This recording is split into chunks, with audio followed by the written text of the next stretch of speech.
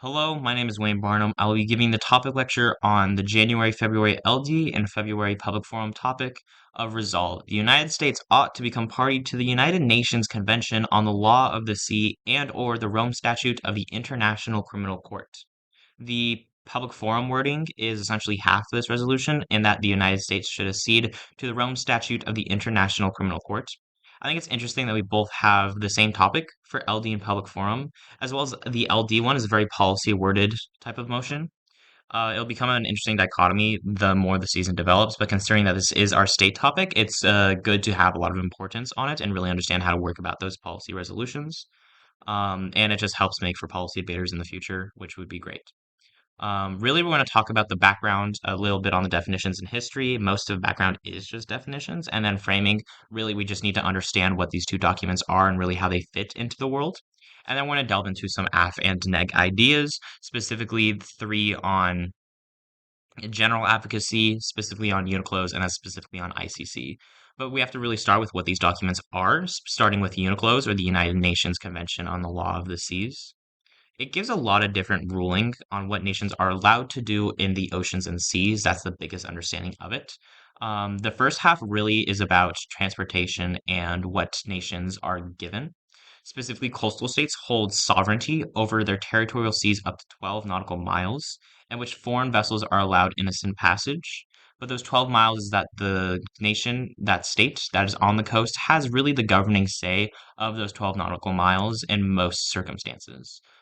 Further, countries are allowed transit passage through international straits and straits that are necessary for economic finance, like ones in Southeast Asia. Further, coastal states have sovereign rights to 200 nautical mile exclusive economic zones, in which states are able to do things such as drill for oil and hunt fish and build reserves and be able to do research on seafloors. And all states will have freedom to navigate those EEZs. Specifically, an exclusive economic zone is really just the area past that 12 miles in which a country is able to get more financial assistance from the sea. Further, landlocked states have the right to participate in equitable basis of exclusive economic zones of the coastal states that share the same region and subregion. A lot of it is that the landlocked states get to work with non-landlocked states in order to get access to those resources. So we can kind of see it as like if Switzerland worked with France to get access to the resources that France has in France's exclusive economic zone, something similar to that. Further, migratory species of fish and marine animals have special protections in place to help keep them alive and prevent their extinction. Even more than that, coastal states have sovereign rights over their continental shelf, more of that like the national area, which is under the seabed, to be able to explore and exploit it. Like if we find oil deposits within our EEZ and that's in the sovereignty area of that 12 miles, we have the right to be able to exploit that resource for our financial gain. But specifically, coastal states have to share revenue with the international community from exploiting resources past that 200 miles. So if we find an oil deposit 3 miles off of the Baltimore coast, within reason, we have to be able to share that revenue with countries that are part of UNCLOS. Further, the commission has limits to be whether or not countries are able to push their limits past 200 miles. They are ultimately the decision maker on if a country's limit of 200 miles can be extended more or less. We can look towards Iceland if we really need an example of it being extended and it being contested. We can look at the Cod Wars, basically. Further, all states will have traditional freedom of navigation, flight, scientific research, and fishing, and must work towards conservation efforts. Really, this first half is identifying that nations are bound to have unlimited passage in a number of different circumstances, but also have access to be able to gain financial prosperity from EEZs and oceans in which they inhabit. And then the second part is really going to discuss what nations are limited to do in those EEZs and in the world. Specifically, it's that the limits are kind of have to be treated like land territory. in that rocks which do not sustain human habitation or economic life of their own would have no economic zone or continental shelf. This is hard to interpret, and the official document has a better understanding of it. But the way that we can kind of interpret it is that if areas are ecologically dead and there's no resource to be extracted from it, they aren't necessarily going to be a part of an EEZ, because they both can't sustain human life either through being able to like build something there or because there's no animals to be able to harvest or that there's no more research or materials to be done or had in that area, and it ultimately is no longer really bound by the EEZs. Further, states which border enclosed areas and seas are expected to cooperate with being able to help the seas and managing the resources and the environments within it, and they have to push for policies and actions that help be able to preserve it. So we can kind of look at it as like the Caspian Sea. The states that border it have the ability and the necessity to be able to preserve what life is in there. Further, landlocked states have the right to access the sea through the transit of the transit states.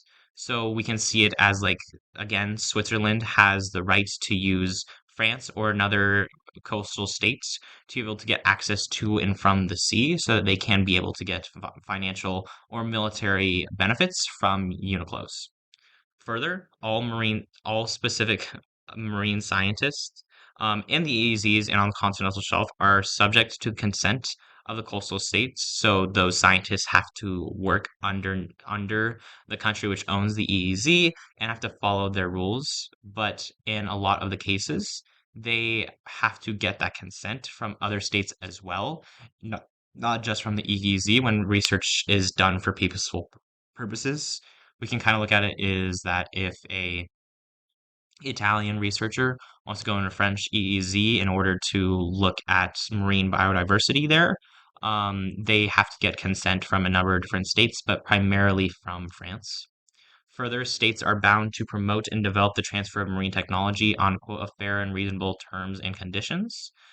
And then, even more than that, the disputing parts of UNICLOS, where states disagree on the territory or the actions that have been done to harm marine life, are able to be disputed and settled peacefully by the International Tribunal for the Law of the Sea, established under the convention to the ICJ.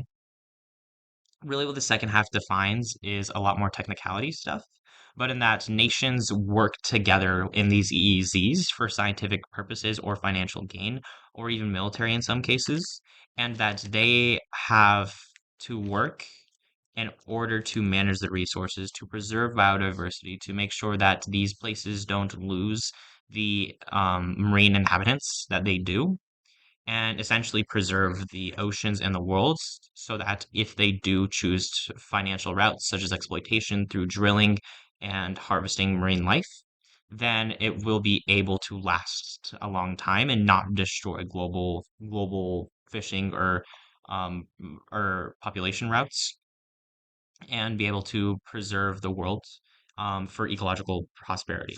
So really what UNICLOS defines is that what nations are and aren't allowed to do and their EEZ and how much EEZ or sovereignty that they have in the ocean and how they cooperate on the global scale to either help countries get access to the ocean or help preserve the ocean and preserve research that is done within it. We'll really just delve into that when we get to the case ideas. Further on the Rome Statute, this is only going to be one slide because the Rome Statute is a bit easier to understand.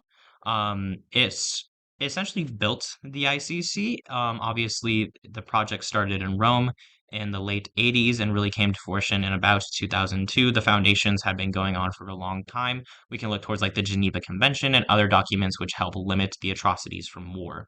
Specifically, the Rome Statute does prosecutes criminals for four things: genocide, crimes against humanity, war crimes, and crimes against aggression. The ICC is different from the ICJ in that the International Court of Justice will prosecute individuals, whereas the International Criminal Court will prosecute states for their actions.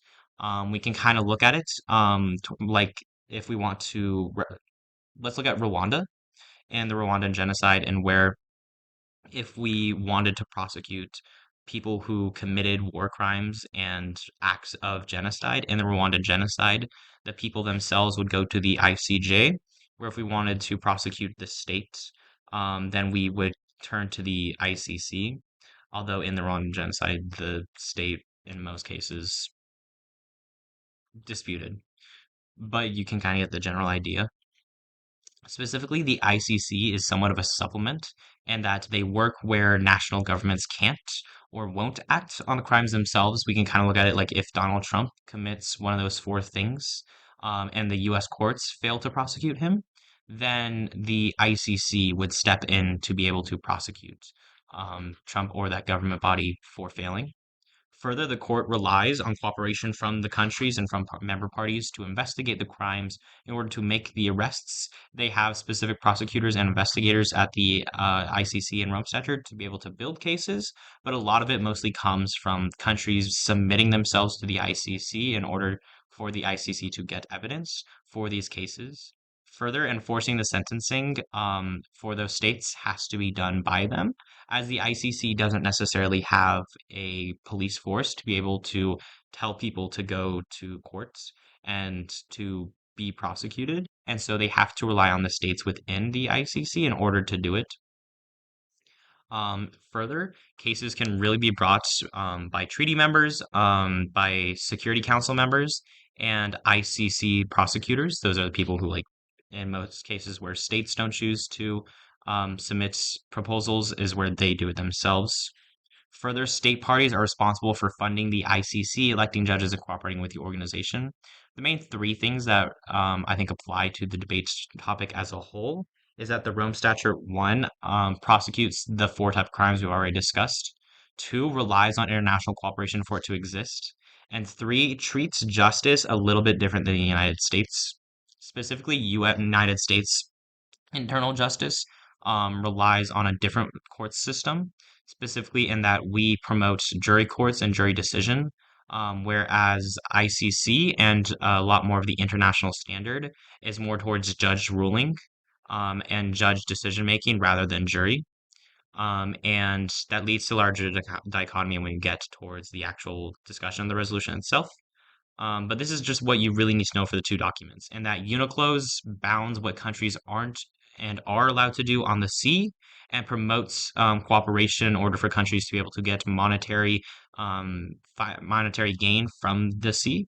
And then the Rome Statute limits what countries can do in terms of committing war crimes, and then relies on countries to have international cooperation in order to do so, and acts as somewhat as a secondary force. Both of these documents really exist in the events that countries fail to uphold them, and that if the United States fails to uphold its promises on marine populations and they start dropping, then UNCLOS steps in. And if the United States fails to prosecute domestic actors for war crimes and crimes against humanity, then the ICC steps in. In most cases, it's somewhat of a second resort. Just a bit last definition on what it means to become party to and or accede. Really, they both exist in the same thing, and that accession is the act of which hereby a state accepts the offer or the opportunity to become a party to a treaty already negotiated and signed on by other states. It has the same legal effect as ratification. Accession usually occurs after the treaty has been entered into force. This is different than like a treaty being made, like signing the Geneva Convention when it was originally created.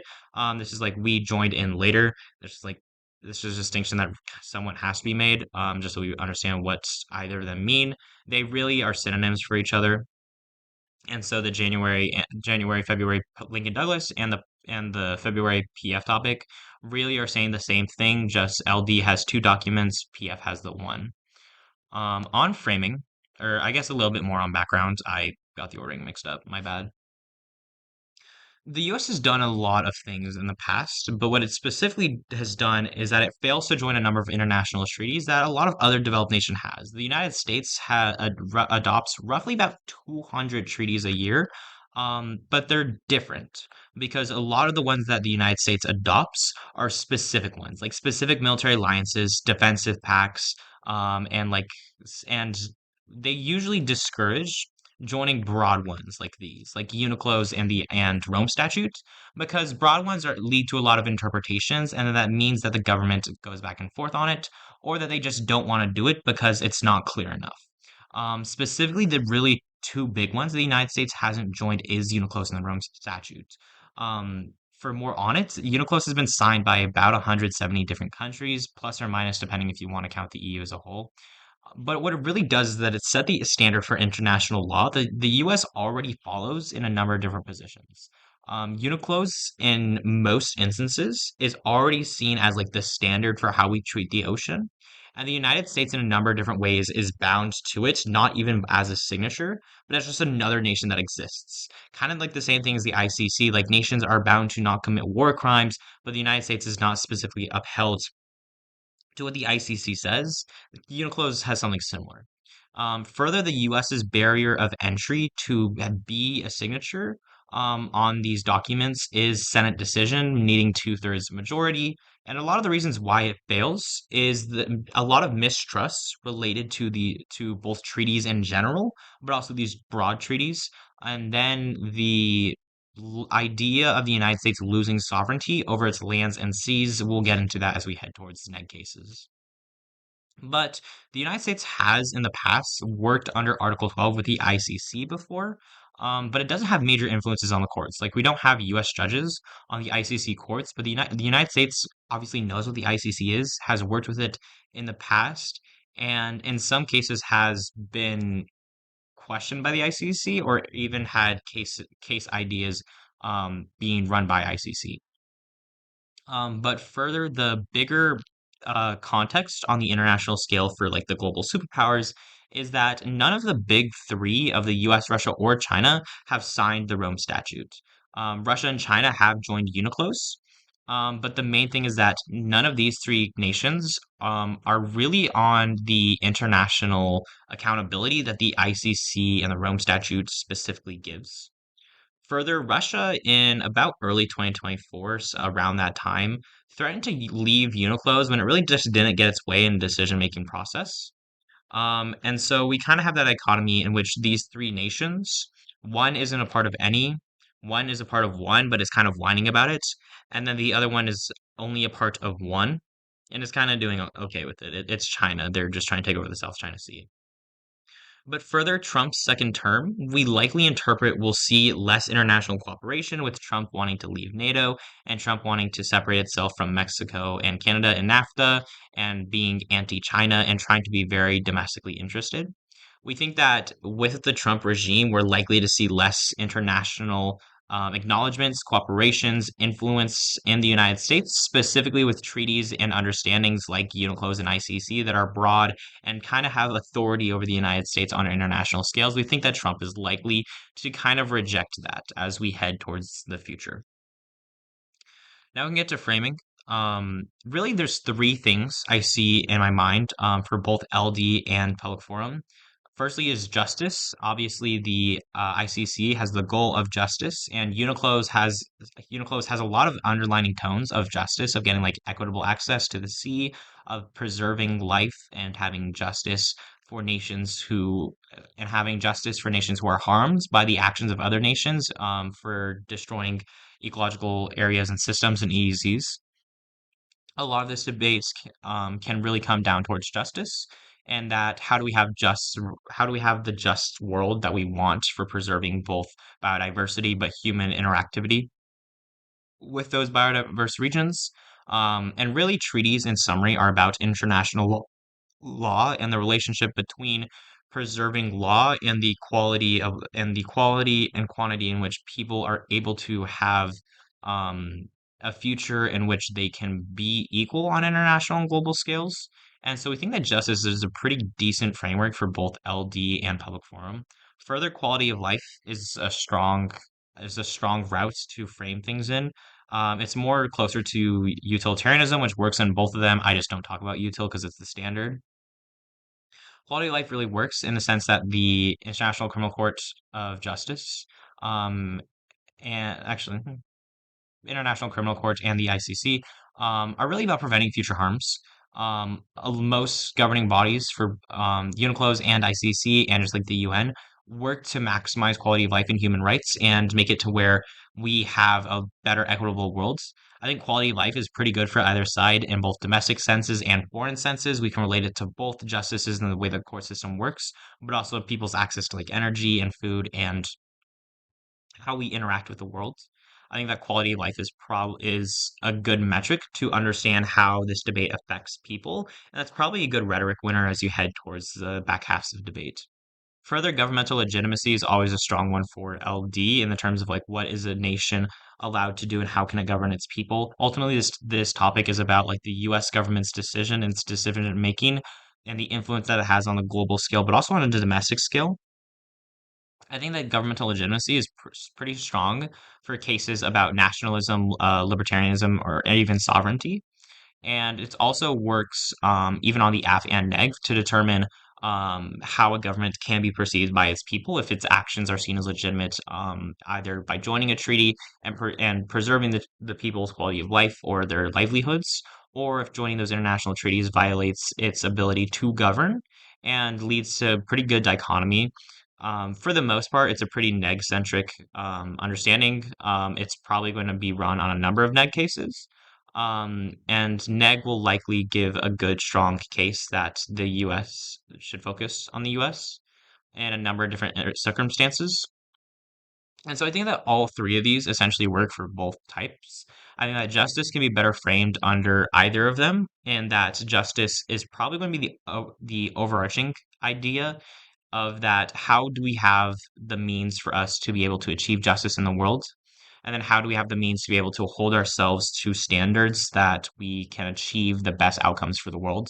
I think that in LD that works perfectly. And then even in public forum, we can push to do better framing of justice and or quality of life of utilitarianism to really talk about the effects that the ICC and the Rome statute has. That covers most of the discussion on framing.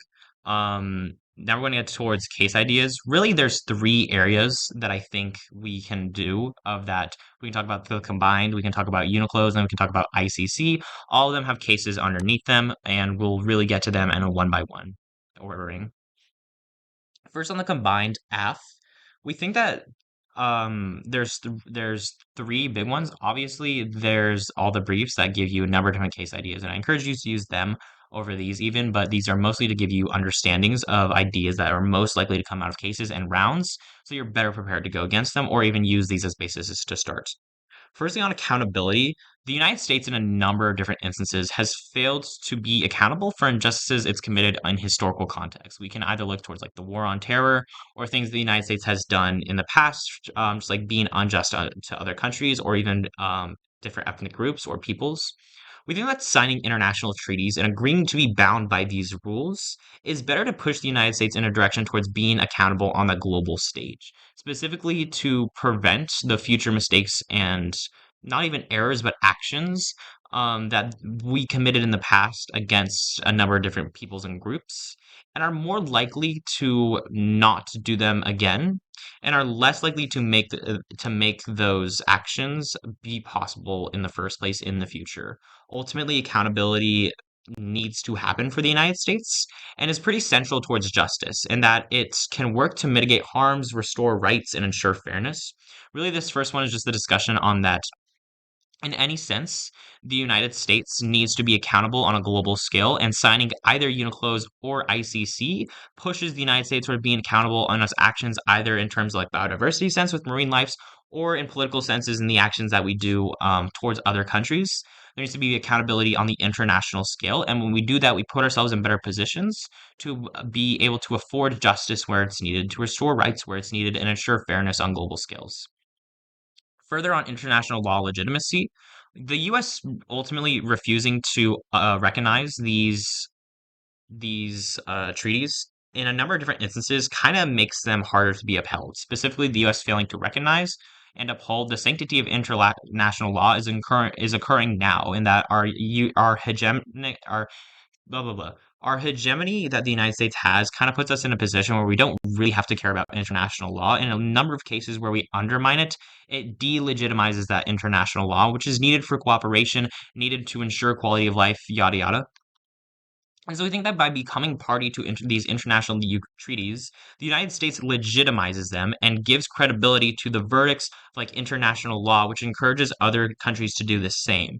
Essentially, if the United States joins UNCLOS, then UNCLOS becomes more legitimate, and the things that it aims to push forward, such as maintaining marine populations and having equitable access to the sea, is more legitimized. And further, that the ICC and the actions that it do to limit genocide and war crimes and war and crimes and actions of aggression are more legitimized as we push towards an international standard of what justice means. What it really does is it pushes towards a strong adherence to international law, which will reduce conflict, improve allianceship, and increase global unity, which in a number of cases reduces outright war and helps decrease xenophobia or even just make it to where the US is less politically likely to commit actions which either violate international law or gives us better senses of accountability. Both of them work for each other.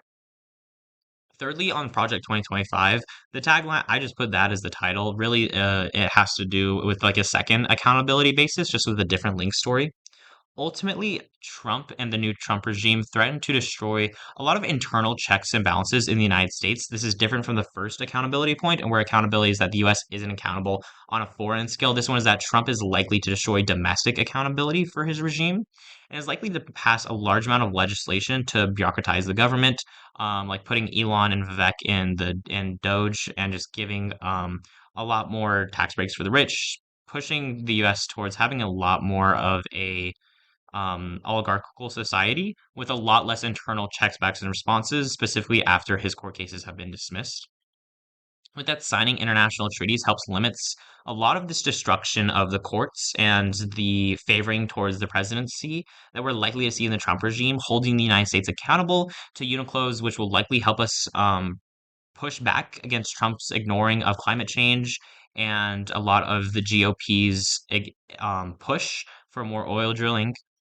We think that very much helps preserve a lot of international order and biodiversity, but also the ICC helps keeps the United States courts in checks, and that if our courts in a number of cases become unable to prosecute people in government who do wrong, then the ICC is able to step in and check back against that government. We think that a lot of it prevents political and economic turmoil domestically, but also prevents bad actions from occurring internationally, which is incredibly good to prevent unjust actions from actors within the United States federal government from occurring. And so somewhat of a different link story from the first accountability point, but it gives a better storytelling reason to tell you that we this is kind of a preventative measure, and that even if we are or aren't doing bad now, joining treaties isn't ever bad because it actually gives us a better position in the future to have checkbacks that we need internationally.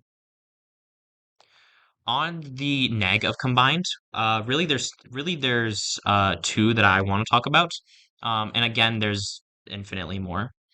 Firstly, on sovereignty, the United States as a concept has high value on sovereignty. This is the United States, either being a hegemon or being its own independent state, has kind of always been cemented in us for a long, long time. Specifically, the ability and the right to have self-governance as the ultimate decision maker in our nation has been a large priority for a long, long time.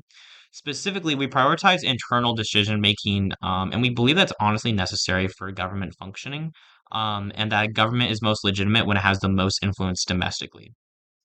Signing UNCLOS and the Rome Statute kind of violates U.S. sovereignty by granting an equal or greater power to international bodies, which would place decision-making ability in a large amount of cases out of the hands of domestic actors. The clause in the U.S. Constitution is that international treaties will, in most cases, be seen as equal to the United States Constitution. We think this kind of undermines either that by having the ICC be the second say, having the UNCLOS be the second say, and that it kind of undermines the US government's decision making in a number of different instances. And really, what it leads to is that it fails to ensure American sovereignty, which in a number of cases diminishes US democratic values. And we likely interpret that the United States federal government would have a harder time upholding domestic priorities and interests, and would likely be unable to do a lot amount of change for both global prosperity and for the future.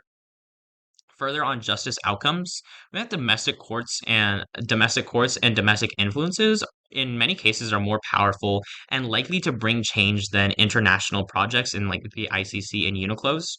Domestic actors are, in most cases, always going to be more influential because of how both of proximity and influence internally. Further, ensuring the verdicts of domestic courts and decisions by internal actors is really key for bringing about change. If those decisions are in the favor of United States citizens, then that's good, and we want that to be prioritized.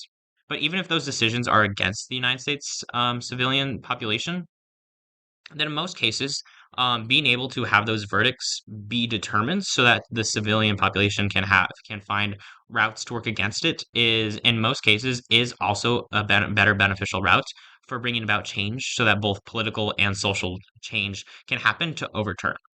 What we think that what it leads to is that joining UNCLOS or the Rome Statute would likely undermine the work that domestic powers have at finding conflict resolution and having internal checkbacks to unjust actions. When Trump attempts to limit like abortion rights, we think that if international bodies attempt to step in to overturn like those court decisions, it makes the whole issue a bit more messy and it changes the direction in which the finding resolution is able to happen. And instead, that domestic actors need to be able to work themselves to be able to overturn those and not be shut out by either international stuff or by a government body that prevents it from being able to do so. We think that when the international community steps in, either through UNCLOS or ICC, it largely prevents justice and discourages a lot of real change as domestic interests kind of shift and we change a lot of our prioritization when it comes to domestic issues. Largely, what this contention says is that when we push for international verdicts from UNCLOS and from ICC, it really changes how we look internally, and it prevents us from being able to check back against ourselves, and it leads to a harder dichotomy in the future. That's kind of the combined for the AF and neg. I think that these type of things are perfectly fine to run in Lincoln Douglas and in public forum because it's is general advocacy and it leads to you being able to say yes I support UNICLOS or yes I support the Rome statutes, and these are some things that are better able to give a judge a general understanding. We're going to talk about UNICLOS for a bit on both the AF and neg and then head towards the Rome statute for people who are in public forum. You can skip ahead towards there or you can talk or you can still listen. Firstly, on UNCLOS of environmental protections, specifically in that marine ecosystems and a number of different species are constantly at threat of extinction because the USFG has allowed businesses and military organizations to pollute these regions with very minimal internal checkbacks. In that the United States government and almost every administration, Democratic or Republican, has really ignored the environment in a number of different ways and has really failed to limit not countries, companies from exploiting. But what we think is that becoming party to UNICLOS would really put an end to environmentally damaging practices and create obligation for both the USFG, but also for companies to follow environmental protection plans and be less exploitative of the resources around us. What it would likely do is lead to species being saved from extinction, would reduce ocean acidification, which would likely be the biggest route towards extinction for humans and those species. But also would help mitigate climate change and would give us a better chance at not passing certain thresholds, which would be catastrophic. A lot of this is that if we join UNCLOS, we change a lot of internal practices that lead to exploitation of resources, which lead to a lot of ecological harms, and we're more likely to ensure our biodiversity outcomes just largely through international standard, which would, in many cases, actually change the rhetoric amount around marine life and would ultimately better push towards preserving the world as a whole. We think that signing UNICLOS is likely the best route for this and it'd lead to a pretty good dichotomy in rounds. Further on resource access, there's a case to be said um, that resources, not keep, but key resources such as fishing populations, oil and natural gas deposits, and rare earth minerals are all really vital natural resources that exist primarily in the ocean. And those resources are key on an international scale, both because we, the United States, need them, but we also need to be able to work with other countries in order to get them. So I think joining UNICLOS will ensure that the United States has that legal protection in order to access these resources in its territory. Yes, the United States can right now kind of recognizes the 200-mile thing, But what UNCLOS does is it really gives like a better defined standard on the practices the United States will commit to and that other countries will commit to as well. We also know that clauses in UNCLOS means that member countries will likely get a better share of revenue from all this, further pushing equitable access to resources. If you remember in the beginning of the slideshow, in that countries, if they're exploiting resources outside of the 200 miles, that revenue would be shared internationally. We think that there'd be a better actual push for equitable resource distribution if the United States signs UNCLOS, and so it likely pushes towards better international standards, both just of resource extraction, and that we're more likely to preserve marine life and not drill as much or preserve the materials that we have underground, but also in that we prevent us from being too exploitative with them, which actually helps prevent food scarcity, which furthers energy independence and continues to push the ability for us to build green tech and willingly push for furthering scientific research. There's a number of different links that you can do in order to get those outcomes, but largely when it comes to resource access, you can willingly say that by us joining UNICLOS, we're likely to change our habits when it comes to exploiting the oceans and the worlds, and we're more willing to be able to preserve them, which is key. On the neg, we can look at really two economic points against the UNICLOS. We can tie those to principles if need be, probably closer to quality of life and governmental legitimacy. Right now, the United States economy is pretty much benefiting from having resource extraction in its ocean not really being checked back. And that leads to billions in revenue, both from like the fishing industry, from oil, from research, yada yada.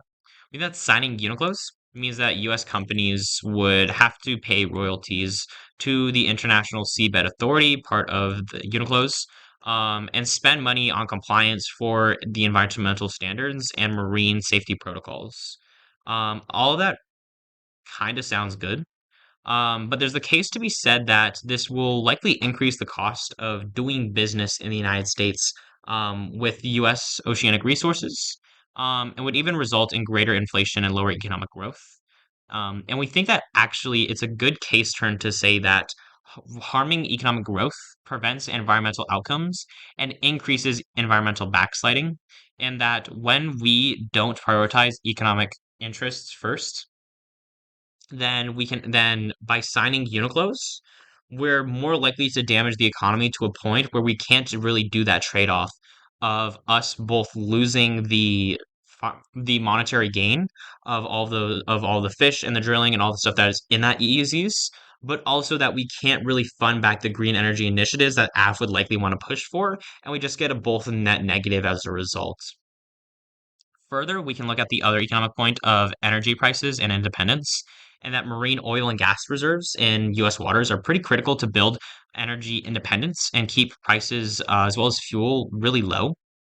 But specifically, becoming party to UNICLOS would require the US to adhere to environmental regulations that would really disrupt this resource extraction and require the US to share and potentially lose access to these certain territories that it currently drills from, either because they're outside the 200 mile zone or that it's changed the definition because the governing body determines so.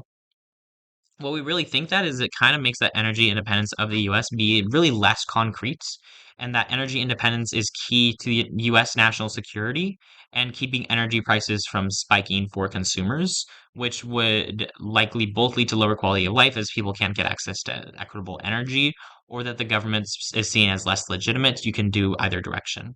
Further, we think that security loss leads to instability and prevents global peace as the United States becomes a less stable actor, and that both internal and international turmoil could result. And you can do a lot of that link work and say that by signing UNICLOS, we lose that energy independence, which is key for us to be able to prevent a number of different things across the globe, such as terrorism, and maintain stability with China and our adversaries.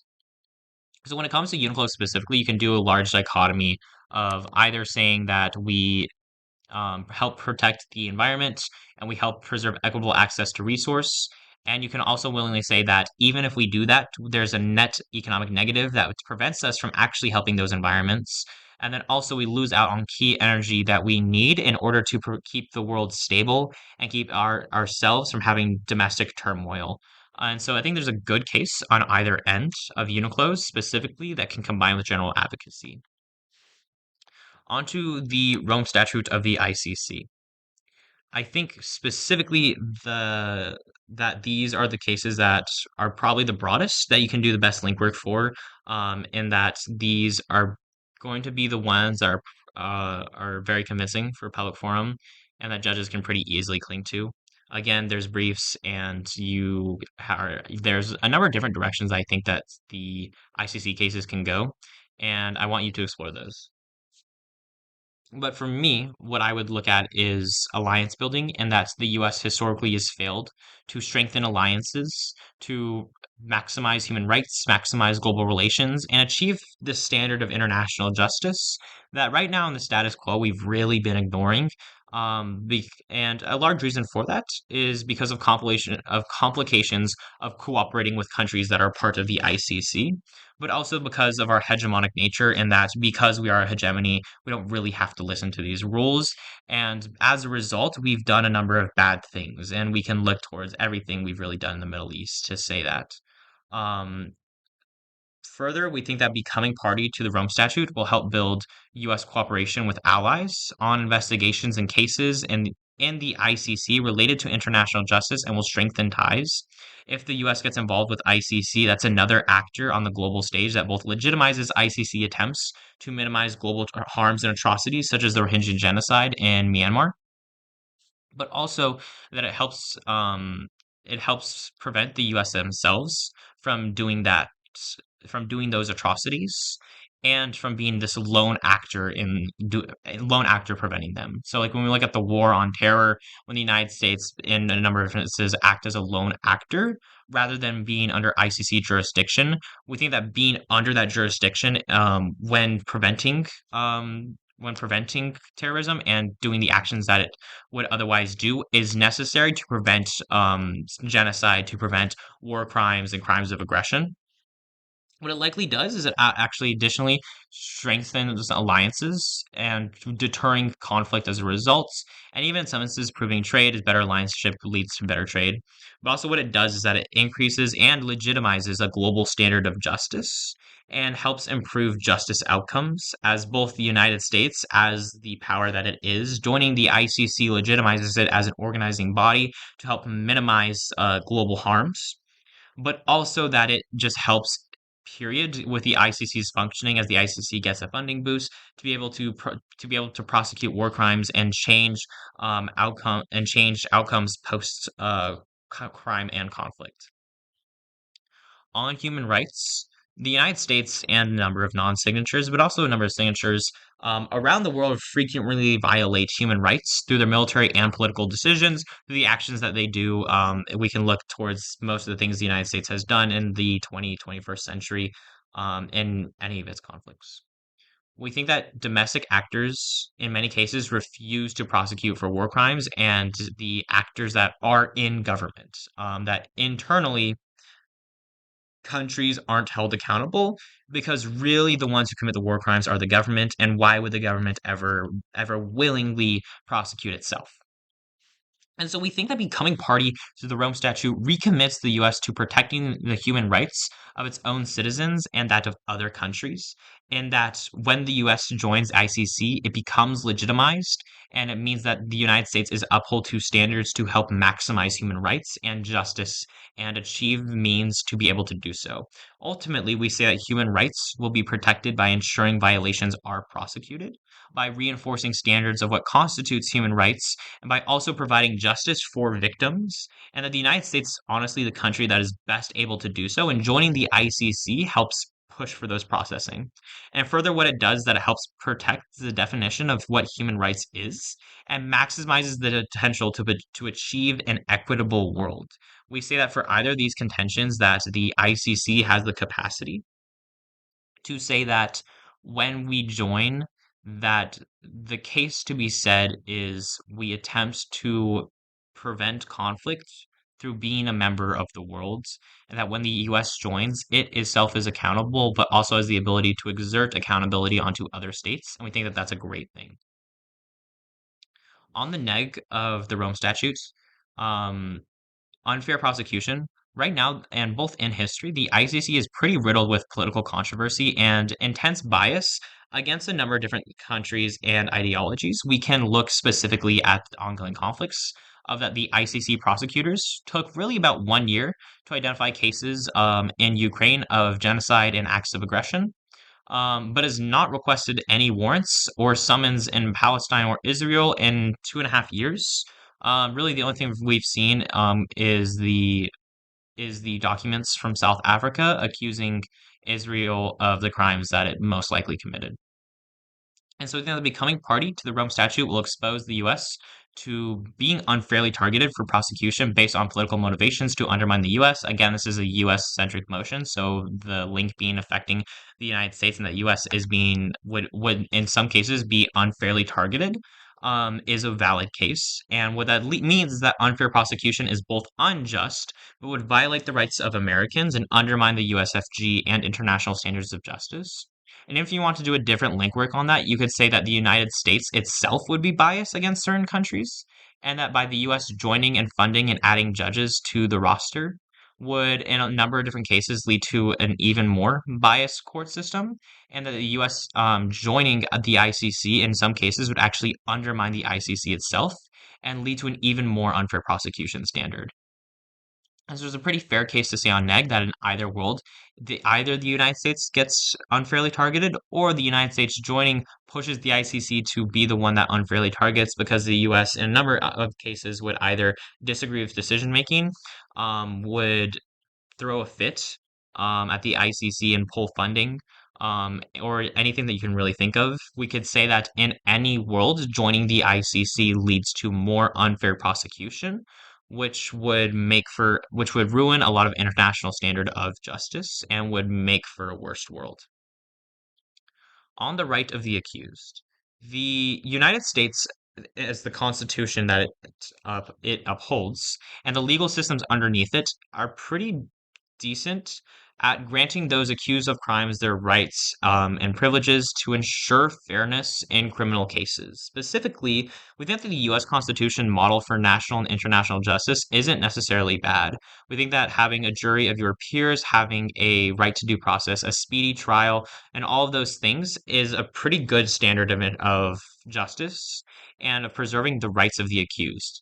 But what we think is that becoming party to the Rome Statute means that American citizens and officials will be accused of a crime and will not will sorry, we think that becoming party to the Rome Statute means that American citizens and officials accused of crimes will not be granted rights to speedy trials, adequate representation, trials of their peers, and the things that we see in the United States as justice.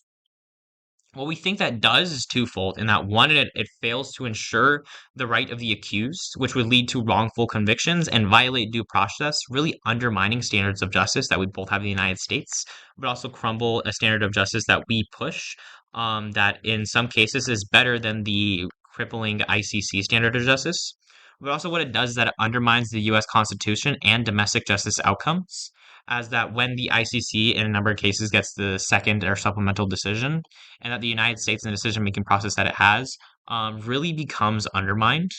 And so we can look at either of these contentions and say that when we when we don't join the ICC, we either allow it to continue to do its runnings that is necessary, or alternatively, that it gets worse because it either undermines the US as a state, as a decision maker, or in really a number of different circumstances. And so I think that really covers most of what we believe is going to be a large amount of discussion in the LD topic or the public forum topic. On a bit of last notes, really because this is our state topic, we have to put a lot of pressure on it. LD has a bit less at stake because everyone who is doing LD is in Anchorage, but Public Forum will have all the Southeast kids come and have their input, which in a number of cases are some really unique, are a lot of unique rounds compared to what we'd see against Anchorage debaters. And so it's going to be a pretty good, I think, state topic as a whole because it pushes more towards policy direction, and cases that are able to do international relations discussions generally do pretty well. We think that we have to have an international consideration when we look at this topic, and that yes, it is a US focused topic, and that's like the decision making of the US. But we think that global impacts or global discussions are probably going to be the bigger case turns and ones that really cement you as the better debater in rounds. And alternatively, even then, having the discussion on what the US as a state and body should prioritize either domestically or internationally would be better ways to discuss and explain to the judge why you win around. And so, really, you should be having consideration on the US as a state and actor influencing the globe and having input on that. And lastly, just a little discussion on Crossfire. Because these documents are a bit like hard to understand, I think it's always worth in any Crossfire to just ask the opponents what they think that the Rome Statute or the UNCLOS means. Either so you can catch them off guard or redefine it for the judge so they can have a better understanding. And just that the debate round is easier in general. I think that in most rounds you're going to honestly have to clarify. And so that really covers most of this lecture. If you have any questions, reach out to me. I will likely be posting this to the YouTube channel, and then from there we'll head towards the Bartlett and Service attorneys, and then have our break until states. I look forward to seeing most of you there, and until then, take care.